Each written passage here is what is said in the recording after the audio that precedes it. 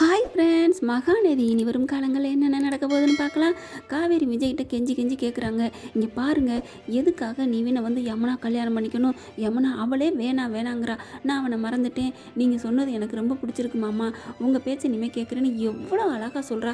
அப்படி இருக்கே இல்லை, இதுதான் சமயம் சொல்லிட்டு, சரிம்மா அவனை மறந்துடுன்னு சொல்கிறத விட்டுட்டு நீ அவனை கல்யாணம் பண்ணிக்கோ, அவனை விட்டுறாதுன்னு சொன்னீங்களே, ஏன் சொன்னீங்க பாஸ் சொல்லுங்கள் அப்படிங்கிறாங்க.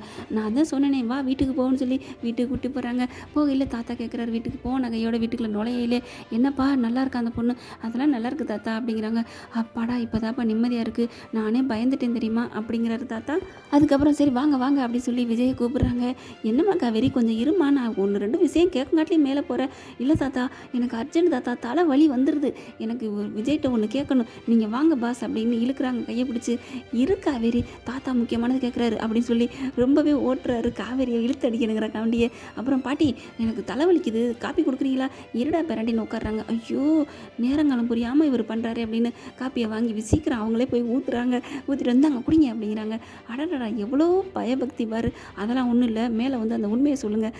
இரு அப்போ இதுவும் நல்லா இருக்கே, இவகிட்ட கொஞ்சம் நேரம் விளையாடுவோம், நல்லா வேலை செய்கிறாளே அப்படின்னு சொல்லி வேக வேகமாக குடிக்கிறாங்க. அதுக்கப்புறம் அப்பா இந்த தோள்பட்டையோட சோத்தாங்கை பக்கம் வலிக்குது, ஏன் தாத்தா அதை பிடிச்சி விட்டா சரியாக போயிடும்டா அப்படிங்கிற காவேரியை வேக வேகமாக வந்து பிடிச்சி விடு காவேரின்னு சொல்லக்கூட இல்லை. இப்படி தான் காவேரி பக்கம் திரும்புகிறாரு. டக்குன்னு வந்து என்ன பண்ணுறாங்க, நான் அமுக்கி விட்றேன் அப்படின்னு வேக வேகமாக அமுக்கி விட்றாங்க. இப்போ வலி போயிடுச்சா. அடாடா சூப்பராக இருக்கே காவேரி, உண்மையிலே செம்ம காவேரி. பொண்டாட்டிங்கெல்லாம் அமுக்கி விட்டா அப்படி தான் நல்லா இருக்குமா? இல்லை என் காவேரி அமுக்கிறதுனா நல்லா இருக்கா? அது எப்படி வேணாலும் இருந்துட்டு போகுது பாஸ், வாங்க பாஸ் அப்படிங்கிறாங்க. சரிங்க தாத்தா நான் போகிறேன், இங்கே ஒரு ஆள் ரொம்பவே அர்ஜென்ட்டாக இருக்குது அப்படின்னு நினச்சிட்டு எந்திரிக்கிறாரு. எந்திரிச்சு போகல டபக்குன்னு காலு ஓடி படியில் தடுக்கி விடுறது. ஐயம்மா அப்படிங்கிறாங்க. ஐயோ பாஸ் அப்படின்னு சொல்லிட்டு வேகமாக ஒன்றும் இல்லை அப்படின்னு சொல்லி காலை தடி நீவி விடுறாங்க. அடடா இதுவும் நல்லா இருக்கே, இன்னும் கொஞ்சம் விழுவமா, சரி பாவம் ரொம்ப ஏங்குறா, நம்ம உண்மையை சொல்லிடுவோம் அப்படின்னு சொல்லி படியில் ஏறி போகிறாங்க. போயிட்டுருக்கல தாத்தா அப்படிங்கல, என்னப்பா அப்படிங்கல, ஐயோ ஒன்றும் இல்லை வாங்குங்க, அதுக்கப்புறம் நாளைக்கு பேசிக்கலாம் அவர்கிட்ட, தாத்தா ப்ளீஸ் தாத்தா அவரை விடுங்க தாத்தா அப்படின்னோடனே பரவாயில்ல பேத்தி எதுக்கோ ஆர்வப்படுறா, எதுக்கோ இருந்தாலும் சரி சந்தோஷமாக இருந்தால் சரி அப்படிங்கிறாங்க.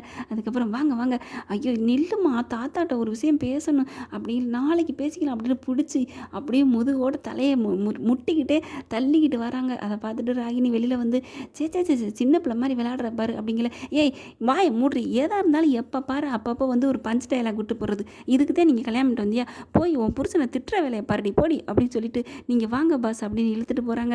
அப்படி கை போய் வேக வேகமாக கதவை தாப்பா போடுறாங்க. கட்டிலவே உட்கார வைக்கிறாங்க. பக்கத்தில் உட்காந்துட்டு சொல்லுங்களேன் எதுக்குங்க அப்படி சொன்னீங்க, ஏங்க நீவனை கல்யாணம் பண்ணிக்கன்னு சொன்னீங்க அப்படிங்கல. சொல்லவா, ஆர்வத்தை பாரு அப்படின்ட்டு சொன்னால் நீ என்னை திட்டக்கூடாது கோவிக்கக்கூடாது அப்படிங்கிறாங்க. அது சொல்லணும்னு அவசியம் இல்லை தான், இருந்தாலும் அது நான் சொன்னது வந்து ஒரு விதத்தில் ஒரு கரெக்டாக தான் இருக்கும். சரி கரெக்டோ தப்போ ஏன்னு மட்டும் சொல்லுங்கள் அப்படிங்கிறாங்க காவேரி.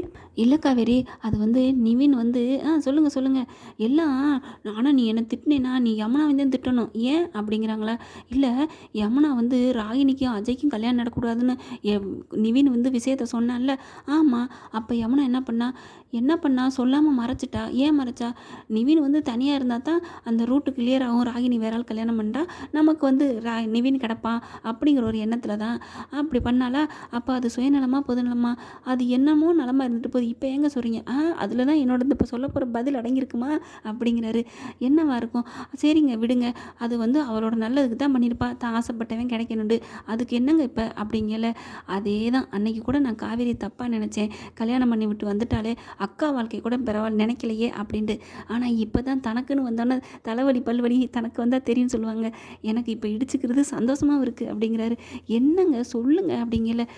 காவேரி உன் ரெண்டு கையும் கட்டிக்கோ அப்படிங்கிறாங்க. அதெல்லாம் கட்ட முடியாது சொல்கிறீங்களா இல்லையா அப்படிங்கிறாங்க. இல்லைனா நான் போகிறேன், சரி சொல்கிறேன் வா அப்படிங்கிறாங்க.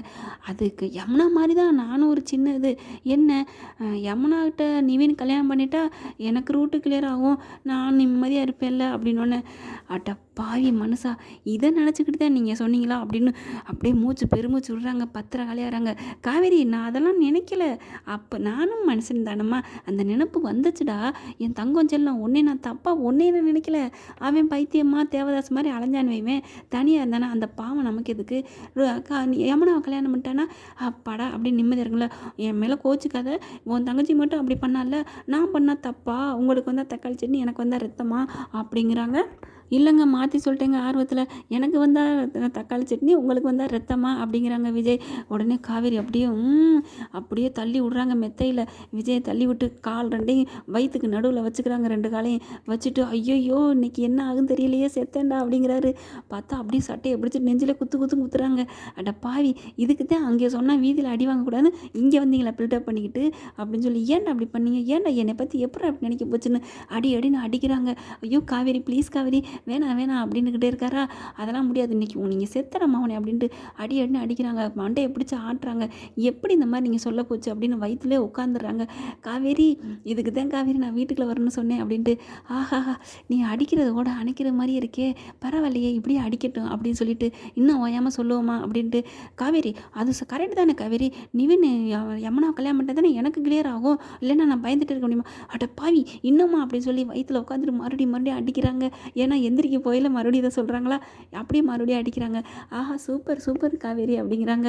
போட்டு அடின்னு அடிக்கிறாங்க. காவேரி போதும் காவேரி, எனக்கு தாங்க முடியல வலி அப்படின்னு காவேரி சிரிச்சுறாங்க. அப்படியே இப்படி மார்போடு அணைச்சிக்கிறாரு காவேரி. விஜய் மேலே காவேரி விழுந்துடுறாங்க. அப்படியே செல்லமாக அப்படியே நெத்தியை கோவி விடுறாரு. கோவிட்டு அப்படியே நெத்தியில் முத்தம் கொடுக்குறாங்க. ரொம்ப சந்தோஷமாக இருக்குது காவேரி, என் மேலே நீ இவ்வளோ அன்பு வச்சுருக்கேன்னு நான் நினைக்கவே இல்லை. அதே மாதிரி காவேரி நானும் தான் அப்படின்னு சொல்லிட்டு ரொம்பவே கட்டி பிடிச்சிக்கிறாங்க. ஓகே ஃப்ரெண்ட்ஸ், இனிமேல் இவங்க வாழ்க்கை இனிமேல் நல்லதாக இனிதாகவும் சுகமாக சூப்பராக சுபமாக அமையணும்னு நம்ம எல்லோரும் நினச்சிப்போம்.